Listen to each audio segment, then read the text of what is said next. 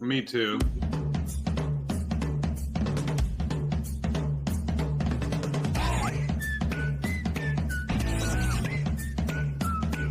Hey everyone, how you doing? This is Amon Green, Gourmet Packers all-time leading rusher, and you're watching Packers Total Access Live, your daily source for Packer content.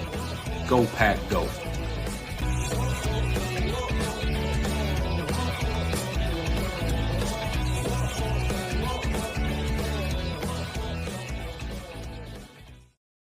What's up, guys? Welcome into Packers Total Access. My name is Clayton. You can check us out on packernet.com. Find me on Twitter at Packers_access.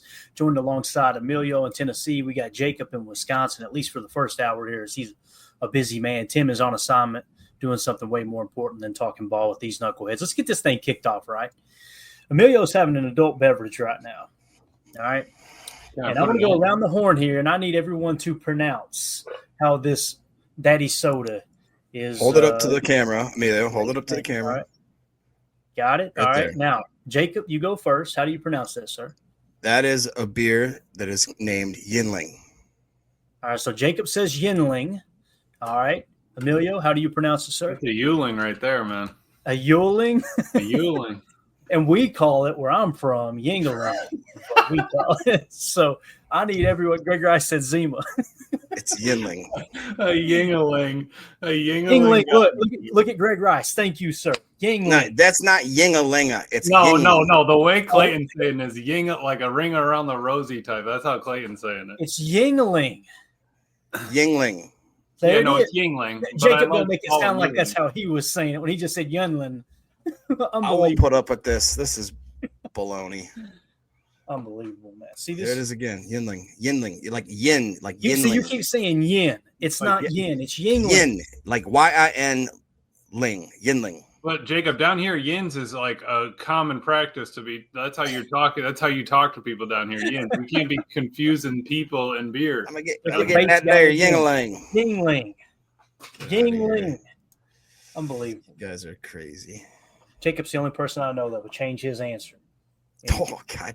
3.5 seconds, like he said Yingling the whole time. Unbelievable. All right. Bates says Philly area confirmed. Thank you, Bates. Appreciate you. So, all right. Not Yingling. Come on, Clay. Greg Rice. Don't you start with me, Greg. I will kick you out of the car so quick, sir. Daryl says it sounds oriental. Daryl, sir.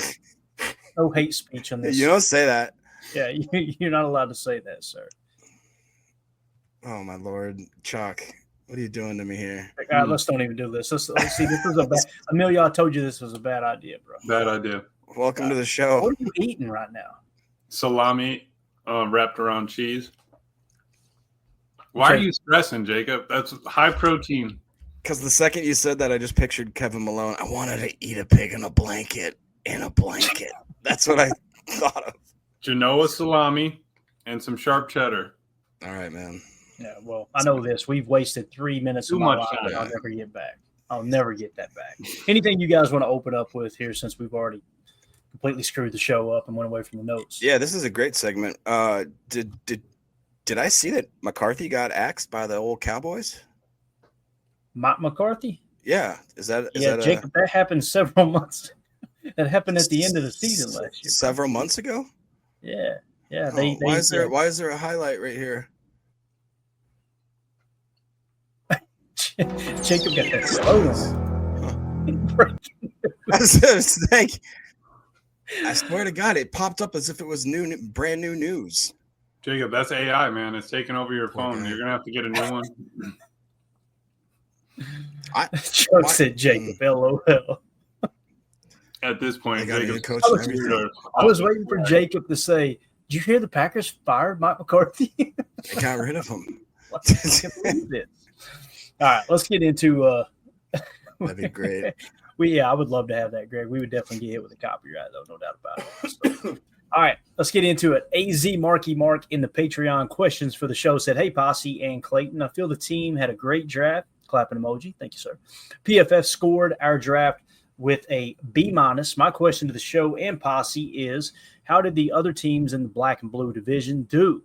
Did we step up so we can get back to beating them down repeatedly? So before we dive into kind of a little NFC North preview here, I figured it'd be as good a time as any to do that. What's your all's take on that? Do you feel like the Packers closed the gap and maybe took back over the North with what they did this offseason? And he's asking specifically about the draft, so let's try to keep it there on that topic.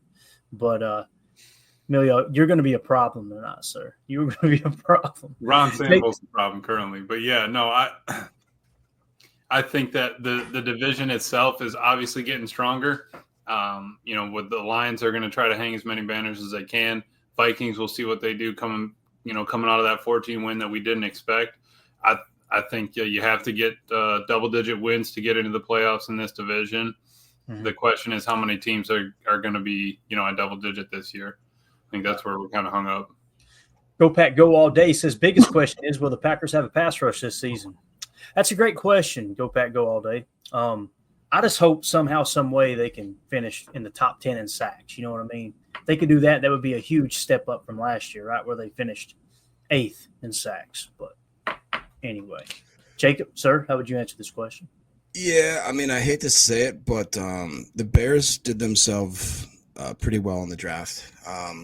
I think I agree with Jerry. Minnesota had very few picks, and with their first pick overall, they went with that interior offensive lineman, which I know had a lot of people scratching their heads.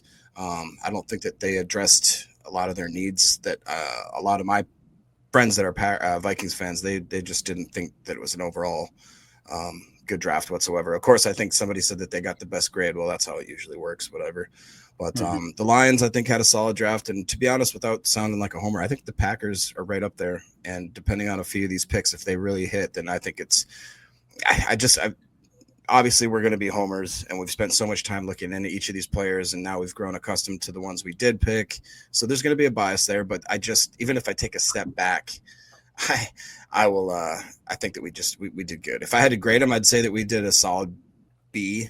I think that the Vikings are like a C. Detroit, what I'd say a B. Chicago, I'd say probably a B plus. Gotcha. All right. I personally don't like the whole, grading draft classes. I kind of, it's stupid. It's kind of silly, But with that being said, let's kind of dive into the North here, man. As Drew D says, the Lions are trying to get as many divisional titles as we have world championships. That really puts things into perspective, right? Sure. So, all right. So what I did was just a quick little breakdown of the NFC North. Here were the final standings. You had the Detroit Lions in first place at 15-2, the Vikings in second place at 14-3, the Packers in third place at 11-6, and then the Bears sitting at 5-12. We're going to get to the draft classes here in just a second. Just want to kind of look at where each of these teams finished in specific statistical categories and where they need to improve to, for the Packers to potentially take over the North, or, for the Lions or Vikings to potentially lose it. So I just love seeing the Bears down there in the basement once again. Hearing their fans in the offseason, man, you'd think they won the damn North, It's amazing how that works. So one thing I will point out is the Packers, obviously finishing the season on a 2-game losing streak, right? Never want to end the season that way, obviously. Majority of the time your season is going to end with a loss, but they definitely played their worst football down the stretch, in my opinion. And really excited to kind of see everybody get a fresh start this year for sure. So offensive points per play. Would you guys rather jump into the key statistics for each of these teams, or would you rather hit the draft classes first? I'll let you guys call a shot, and then we can come back to the stats if you need to. What do you think? I'd say draft class if you guys didn't mind. Cool. Let's do draft classes first then. We'll come back to some of these key statistics from last year. Okay, so obviously the Packers draft class, we'll roll through it real quick here. Pick 23 in the first round, Matthew Golden, wide receiver out of Texas. Round 2, pick 54, Anthony Belton, offensive tackle, North Carolina State. Round 3, pick 87, Savion Williams, wide receiver out of TCU. Round 4, you went Barron Sorrell, edge defender out of Texas. Round 5, Colin Oliver, linebacker/edge out of Oklahoma State. Round 6, Warren Brinson, defensive tackle out of Georgia, which if we have time, we'll hit his scouting report today. Round 7, you had 2 picks. Micah Robinson, cornerback out of Tulane. Really excited about the potential upside of him. And then round 7, pick 250, John Williams, listed as a guard out of Cincinnati, although he played tackle in college. So the Packers ended a 23-year streak of not drafting a wide receiver in the first round by selecting Matthew Golden, a speedy playmaker for Jordan Love. Savion Williams adds versatility, drawing Deebo Samuel comparisons. The team focused on offensive weapons early, but addressed defensive needs with Sorrell, Oliver, and Brinson, though some analysts noted they waited late to bolster their pass rush. So that's the Packers draft class. Anything you guys want to add to that draft class? Because what I see there are 3 potential day one contributors, really 4 with Barron Sorrell. I think Barron Sorrell is going to be put into the rotation if he looks as advertised in camp, if that makes sense. But anything you guys want to add to that before we get to the next draft class here? No, I mean, I think that's fair. I was going to say 4. And I would even maybe throw in, Brinson could possibly be in a rotation a lot more than maybe we're thinking with the lack of Slayton being gone and all that kind of stuff. And like you said, Barron Sorrell, heck, Colin Oliver could beat out McDuffie, you know what I mean? Or just make some sort of impact. But I definitely think that the first 4 there have a shot to see some significant playing time. And just in general, I mean, again, we've looked at these guys, but the Packers, all of these guys have a shot at least competing. And if they are, killing it in OTAs, killing it in the early season and killing it throughout the beginning of the year, there's chances that they could actually see some playing time, some substantial playing time. And like you said, I agree. Micah Robinson, for whatever reason, just feels like he could be another Valentine, Yeah. Yeah, absolutely. And thinking about it, we talked a lot beginning of the draft. Hey, are we going to go get 12 picks? The problem is, how many spots on this roster do we actually have bringing in all these draft picks? I think that's where we're going to run into that biggest issue. Normally, Goody wants to keep every single, draft pick and bring them in. It's going to be tough. I think it's going to be real tough this year. Yeah. Daryl in the chat says, what if Sorrell becomes the next Clay Matthews because of the 6'3", 256 frame? The thing I like about Sorrell, and we got his chalk talk ready to go. I don't think we'll have time tonight, but it's queued up just in case we do have time. He's a dog, man. You can see him beating double teams with power. He's also got some burst and bend off the edge. He's got that punch, pull, and rip move, or just punch and pull move. He kind of steers clear of the rip a little bit, which is a good thing given the NFL rules and the fact that offensive linemen can't hold if you use a rip move. So, Clay Matthews comp, little too rich for me, Daryl, but I know what you're talking about, man. When you see Sorrell on tape, man, I think there's a legit shot for him to potentially be that third pass rusher on this team. It's going to come down to, I think, him and Brenton Cox Jr. day one is what it's going to come down to. I really do. So, and whichever one of those guys impressed the coaches the most, that's probably the one who's going to get the majority of the snaps coming out in that 3-man rotation. I think Cox is going to rise to the challenge. Heard it from a fan right here. Andy Monday says that Brinson's going to be the new trash can full of dirt. I hope so. Yes, I believe it. Right. All right, so let's move on to the Chicago Bears. And I'm with you, Jacob. I feel like the Bears had a pretty good draft class, and I know people say that every year, but I like what they did, kind of attacking offensive line as well as trying to get Caleb Williams some weapons here. They went Colston Loveland with the 10th overall pick. I think that's a fantastic pick there. Of course, it's hard to screw up a top 10 draft choice. In the second round, they went Luther Burden the third. There's a lot of people that like Luther Burden. He was a little bit lower on our board. I don't know if you've got the board pulled up or not, Emilio, but I'd like to see where some of these players were on our board.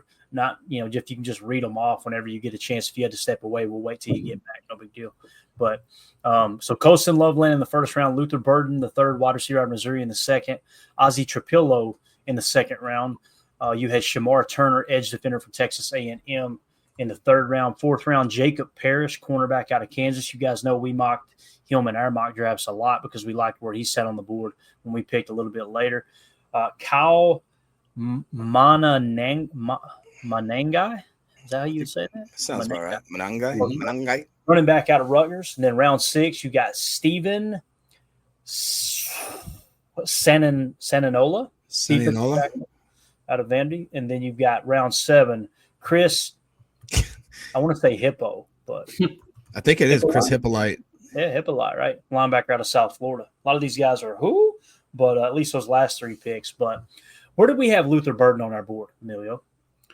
On our board, Mr. Burden was 28. 28. So that's a good pick. And listen, I'm not going to just dog these guys because the Bears drafted them.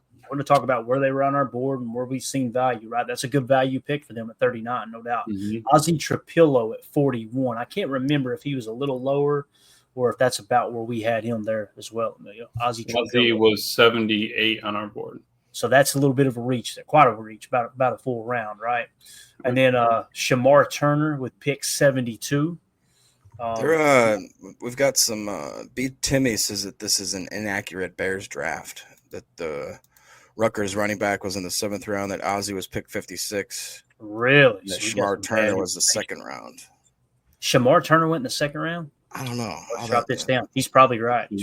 Let's see. I got it here, actually. Let me see. Chicago had Colston at 10, Luther at 39. Yeah, he's right. Ozzy at 56. Riley Leonard at 62. Thank you for checking that. Appreciate that. Let me go ahead and pull up their draft class from a website real quick. Yeah, that back end is completely wrong. Yeah. Shamar Turner was in the 2nd round. Ruben Hippolyte II was the first guy that we didn't have on our board, Emilio. Correct. One of the only that was not on our board. That was in the 4th round. They got Za Frazier, the cornerback, in the 5th round, and they took Luke Newman, your boy, out of Michigan State. They got him in the 6th round, and the 7th round was Kyle Manangai, the running back out of Rutgers. Good grab there. Thank you for spotting that for us there, bub. Let's see if we can get it to pull up. I'd like to get a visualization of it here. Mandy was saying that Jacob Parrish got drafted by Tampa Bay. That's right, in the 3rd. Got it. All right, so that was completely screwed up then. Buckets all make mistakes. Fired. Emilio, we all make mistakes, right, buddy? No, Buckets is fired after an act like that. Buckets kind of family, dude. Come on. All right, we're going to have Ad Central here, but here we go. So this is their 2023 class. Wonderful. All right. We are off to a roaring I don't start. want to pat you on the butt and you poop my hand. So this is what happens when you try to answer a listener question 30 minutes before the show and go, I'm going to put something together for this real quick. You rush through it. Do they really not have just an image of their draft class? This is unbelievable. I'm just going to pull up ESPN. That's terrible. It is terrible, Chuck. I'm glad somebody acknowledged it. Jeez, Pete. All right, here we go. So Colston Loveland at 10. Obviously, that was correct. Luther Burden at 39. Got that. So that was good value there. And then Ozzy Trapillo at 56. So it's still a reach by what, 20-some picks roughly? Is that right, Emilio? Yep. All right. Then you got Shamar Turner at 62. Where did you say Shamar Turner was on the board? 130. 130. So that's a reach, right? So maybe this draft class isn't as good as we thought, Jacob, according to our board anyway, right? Mm-hmm. Next, you've got Ruben Hippolyte in the round 4. On the board. Not even on the board. Reach of all reaches right there. Wow. All right, round 5, Za Frazier, 148. Okay. 236. Reaching. Luke Newman, 195, offensive lineman out of Michigan State. I did like Luke, but he's 258. Reach. And then round 7, 233, Kyle Manangai. Right? 142. Ooh, so that was a good pick. Good deal there. So what according to our board, 3, maybe 4 picks, right? Pretty solid. So, and when you look at like how much did they help themselves in terms of trying to make up some ground in the North, Colston Loveland, I think, is going to be a playmaker. I think that's someone, at least everything we've gotten up to this point, I think you got a legit shot for him to contribute for the Chicago Bears, right? And, of course, Luther Burden. Now, listen, there's some people that love Luther Burden in the draft process, and then the second the Bears took him, all of a sudden they don't like him. I don't like that kind of – that's dirty pool where I come from. You know what I mean? Like, I think that's good value. Ozzy Trapillo from that point on, nah. So my question is Luther Burden going to get on the field for the Bears? You know, that's the big question. What do you guys think? Because, I mean, they're kind of stacked at wide receiver, right? At least the way the Bears fans talked last year. Yeah, I mean, I think they have to, right? He's a 2nd-round draft pick because they still got the couple old guys, and then they've got Rome. I think he's a legit 4th round or a 4th string receiver that I think he has to play. You got to get him on there sometimes. Mm-hmm. Yeah, I guess you'd have to kind of look at Lions offense last year, see how often they went 4 wide of actual wide receivers, because That seems like it doesn't happen as much now in the NFL. You know, if you're going Bears. full wide, right? I mean, you walk out the tight end out there, so yeah, I don't know, man. You do have to get him on the field for sure. Mm-hmm. All right, up next, let's go Detroit Lions this time. All right, number 28 pick overall, Tyleik Williams. I feel like that was a little bit of a reach, Emilio. Is that true? Tyleik Williams out of Ohio State, defensive tackle.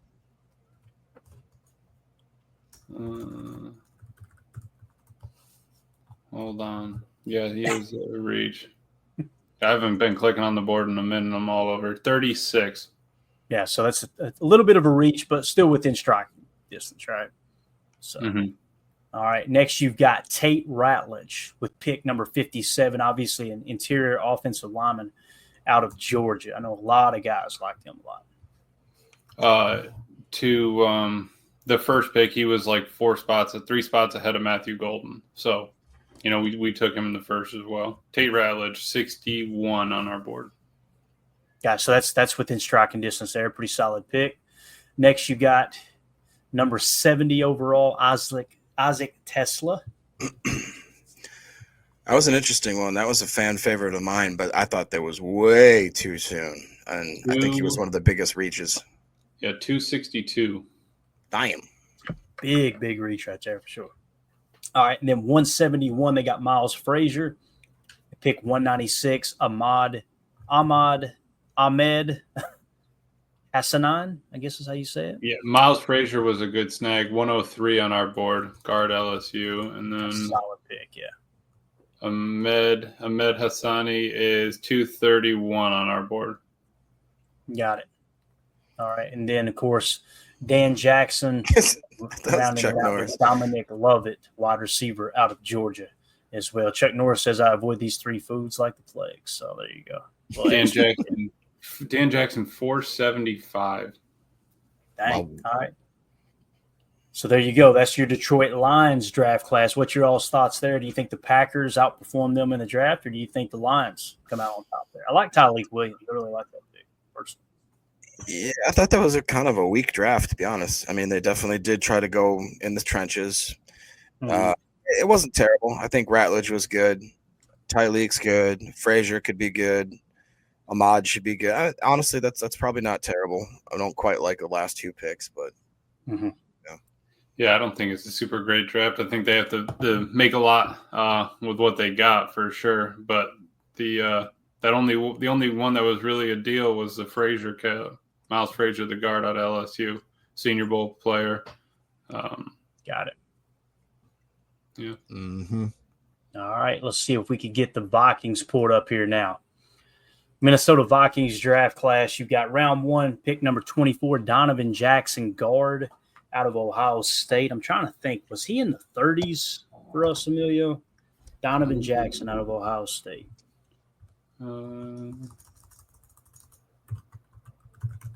Jackson, it would be 49 on ours.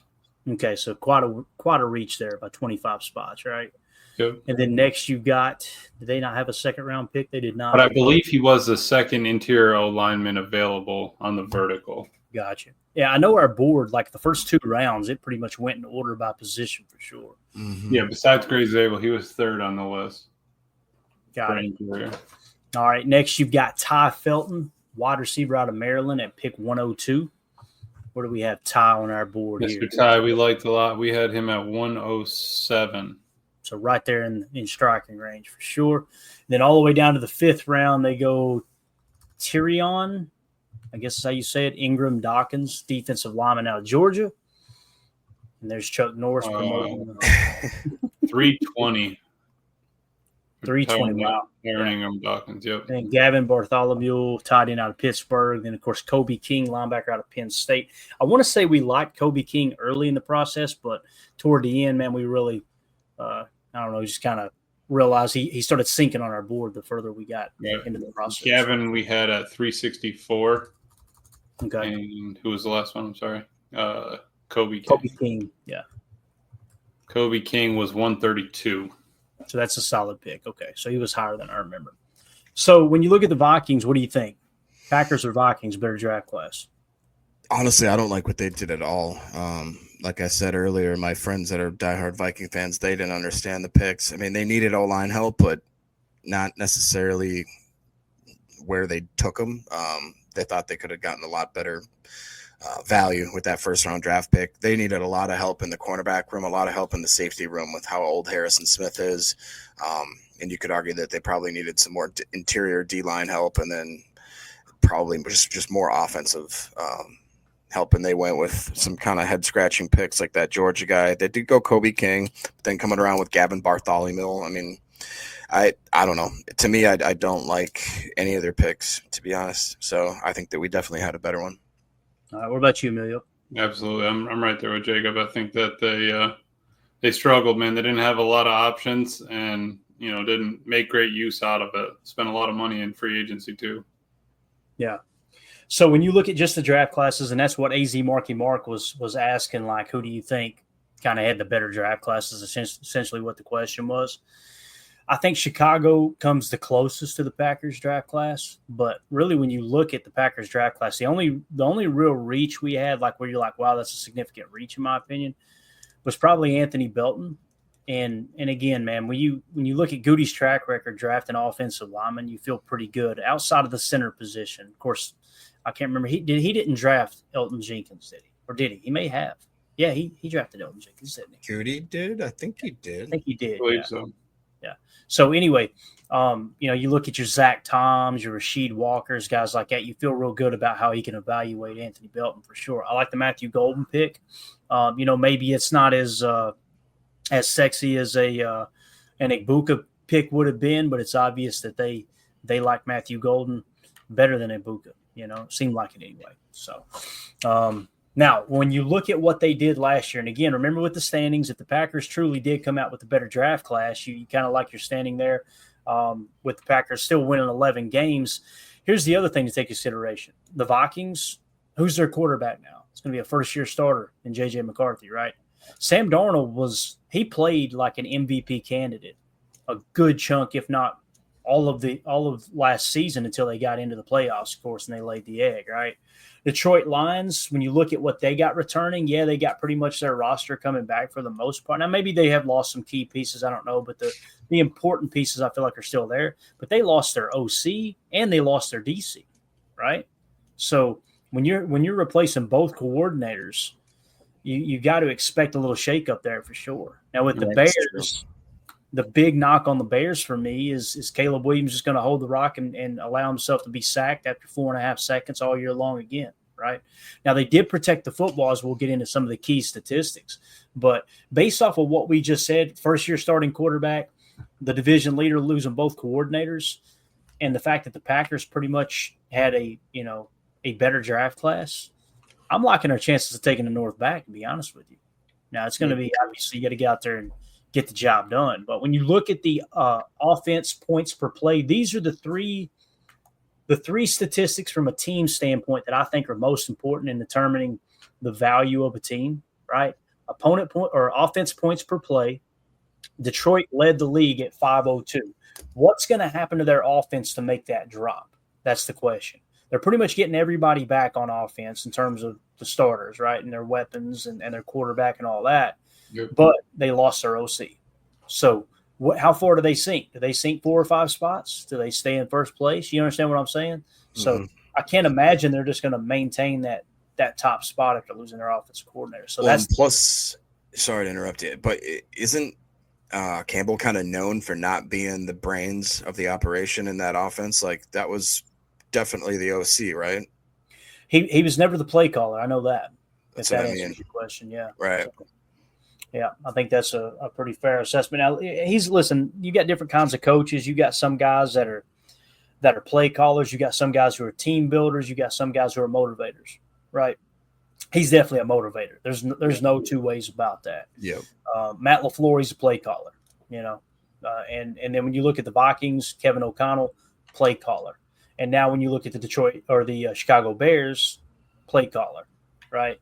So, yeah, I think if he is truly a motivational style coach, Jacob, then probably going to take a step back, seeing that they're going to be relying on a first-year offensive coordinator. Maybe he's got some experienced the new OC. I'm not sure. But nonetheless, they finished first last year. That was a big difference there. Now you go down, the next NFC North team is the Green Bay Packers at .432 points per play, right? So they were 8th in scoring last year, a legit top 10 scoring offense. You got Minnesota in the 10 spot at .392. Again, first-year starting quarterback. I can't imagine that improves unless Emilio, either J.J. McCarthy's going to be a dog or they're going to take a step back. There's nothing in between, right?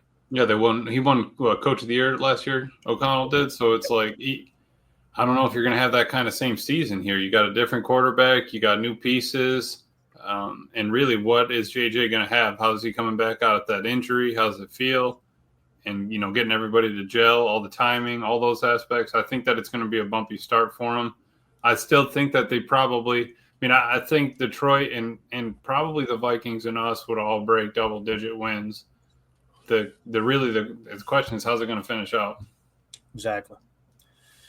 All right, so let's see where Chicago was. Oh, looky there. Chicago, 28th. All-world Caleb Williams with 2 number 1 wide receivers. I'm telling you, they're going to set the world on fire, right? Good running game, too, so we were told by the mainstream national sports media. They finished 28th in the league in points per play, all right? Let's go to yards per play. To me, this is the best judge of how effective is your team at moving the ball down the field, right? Detroit was 2nd at 6.3. Green Bay was 5th at 6.1. Keep in mind, that's with your starting quarterback battling 3 injuries all year long, too.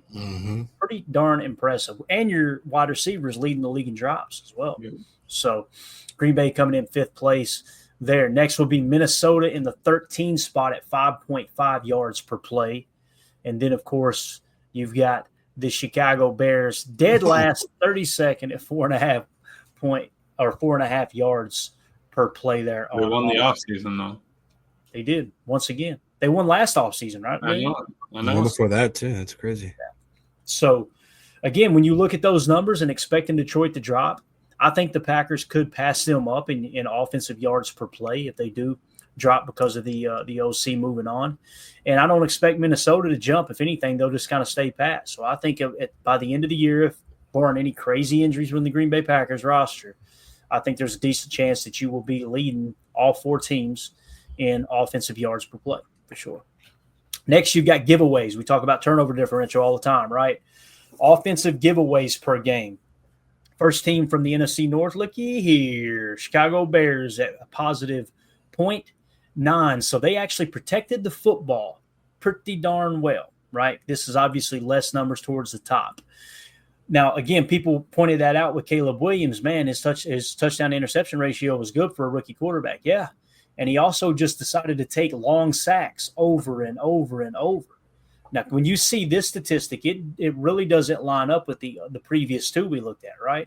So this is a good example of, you can protect the football, but if you're not pushing the ball down the field and you're not putting points on the board, it doesn't make a hill of beans, right? So Chicago did lead there. However, I would expect them to drop in this ranking personally as the season goes along. Now, Detroit did pretty good. Also in the 11th spot at 1.1 giveaways per game. Then you had Green Bay in the 17th spot at 1.3. The fact that we won 11 games and we were in the middle of the pack and giving the ball away really, really says a lot about this coaching staff. And then, of course, you got Minnesota tied with us there at 1.3 as well. So anything you guys want to add to the offensive conversation? And based off what we've seen there and the changes that have been made going into this offseason, actually as the offseason's finished now, do you think Green Bay's got a shot offensively to overtake the North? I mean, I really do. What we just laid out, the changes in Detroit, the changes in Minnesota are pretty glaring. I think that, honestly, the Bears and us have the best shot of taking another step forward. The Bears, because they've got nowhere to go but forward pretty much in a lot of these categories. But, I mean, honestly, again, not sounding like a homer, if you just look at everything, the Packers were so close. We didn't have a ton of gaps last year. It's just that the gaps that we had became so glaringly obvious in that Philly game and towards the end of the season that was our Achilles heel. There just was no way around it. But, I mean, I think another reason that we won that draft is because we didn't have that many needs to plug and fill.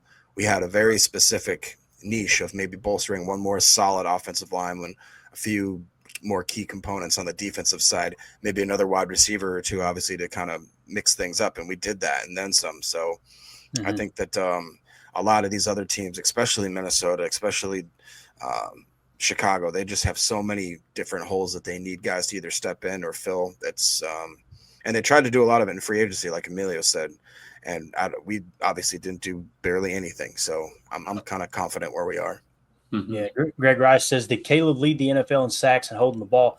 I know the last I heard, Greg, I can't remember what it was. It was a national podcast too. Like it was a well-known podcast. I remember they pointed it out that he had taken more sacks holding the ball for 4.5 seconds or longer than anyone else in the league. And the second place person, the second longest one, was he almost doubled them, if I remember. So that's what killed their offense last year. There's no two ways about it, Greg. And in terms of Matt LaFleur, I just want to point out, your quarterback battled 3 injuries all year long. He had a huge turnover problem. Your receivers led the league in drops, right? And you still won 11 games and had a top 10 offense. Somebody explain that to me. Can we put some respect on Matt LaFleur's name? Seriously. And again, one of the all-time winningest coaches as it sits right now. So I think he's top 20 all-time winningest coaches in the history of the National Football League. So, and again, what he did with Malik Willis too, just plugging and playing Malik Willis in a pinch. Right. So, and big on our defense too, to put us in that situation with the turnovers, with the sim pressure, and hey, we're rolling right into it. Here we go. Yeah, definitely. All right, next, let's go to the defensive side of the ball. Defense, opponents' points per play. All right, so again, toward the top, we're going low number toward the top. Look at Green Bay, 5th in opponent points per play. Minnesota was right above them at 4th. So their defense, very, very underrated last year at a .318. So Minnesota, then Green Bay, then Detroit in the 11th spot at .355. And then, of course, Chicago in the 17th spot at .360. So with Minnesota, I think their defense will probably maintain that level of competitiveness, that level of success when it comes to their defense. Absolutely. I could see that kind of stabilizing and them still being a little bit better than the Packers potentially. When it comes to Detroit, I think they'll take a slight step backwards, seeing that they lost Aaron Glenn, their defensive coordinator. So if they drop to around the 14 or 15 spot, obviously that helps the Packers' chances of winning the North. And then Chicago, bringing in a new coaching staff, I'm pretty sure they overhauled the defensive room as well, Emilio. So .360 was their 17th. So maybe they get a little bit better, but I don't think they'll surpass the Packers, who are a top 5 defense last year. Opponent. No, I don't think so either. And that's why Jacob left, because he didn't want to hear about the top 7 and getting his tattoo figured out. So I get him on that. But, man, really looking at the defense, Hafley was absolutely was in the bag. We talk about Matt being in the bag. I think Hafley really was with what he was given. A lot of rookies, a lot of young guys trying to figure out what they're doing. And dude, they just performed. I think, like you said, Minnesota is going to be tough. Let's see how their safeties hold up and getting a new one, have Smith back there. And then Chicago, their defense was their strong suit for the longest point last year. And until that Washington game, they thought that defense was going to be shut down. After that, man, I think it just opened up a crater in it. Definitely. All right, up next. Defense opponent yards per play. All right, Philadelphia, no surprise, led the league at 4.8 yards per play allowed. Green Bay was 5th at 5.2. And then you had Minnesota 10th at 5.3. And then, of course, you probably have – did we already say Detroit? We did not say Detroit, did we? Detroit was 29. Ooh. Look at that, 5.8. So that tells you how good the red zone defense was, right? The fact that they – were able to stay, in the upper half of the league in points per play, but then turn around with yards per play. They got chewed up, 29th at 5.8, tied with Chicago. I can't imagine that. I mean, maybe that will get better this year because it's hard to get any worse, but you kind of like Green Bay's chances there too in terms of what they did in the offseason. Like I think that it'll be them in Minnesota in that regard. It's kind of feeling like if Minnesota had brought back Sam Darnold, I think Detroit maybe takes a step back. And Minnesota kind of steps up, and it's Green Bay and Minnesota towards the top. Not that Detroit wouldn't have a chance. Anything can happen. but it kind of feels like Minnesota would have been toward the top. But, man, them going with the first-year starting quarterback, I keep coming back to that. Like, I can't expect them to play better than they did last year on offense. So defense. No, I mean, we kept saying that with Jordan Love too. I mean, you're gonna go through some growing pains. There's no way they're back to 14 this year. So you're gonna have to pick a number below that. And like you said, a young guy, new starting, figuring it all out, a lot different game speed and everything. I think Soder makes a good point here. For the Packers specifically, said really need the Packers to control the first quarter on offense this year. Need more fast starts. We were asking for that. And you know what happened was penalties slowed us down. I mean, holding calls, Matt LaFleur, the fact that we had double-digit penalties, like the first month of the season, first 2 months maybe, we were like averaging 10 a game. Mm-hmm. That was a problem. I mean, I think that we need to come out of the gates a lot hotter this year, and I think that we can. You know, you get everyone a year further, and these rookies coming in are more add-on pieces. Last year they were a lot more, like full-on pieces to this team. Yeah, definitely. All right. Arguably the second most important statistic in the game of football are takeaways, right? You know, forcing turnovers, winning that turnover differential, which drastically increases your chance of winning the ball game. Minnesota Vikings were second in the league last year at 1.8 takeaways per game, right? You want to know why they won 14 games? That's probably the most important statistic right there. They were taking the ball away from their opponent, no doubt. Yep. Next, you had Green Bay in the 6th spot at 1.7. We know that was a big part of our defense, especially in the first half of the season. So kind of helped us get off to a roaring start. Chicago finishing top 10. They're not at 1.4 takeaways per game. But, again, that coaching staff has been overhauled. We'll see if it's to the positive or to the negative there. And then, of course, Detroit 11th at 1.3. I think this is a really, really good statistic to use to go, okay, why did the NFC North dominate the way they did? Got to be the takeaways per game. It really does.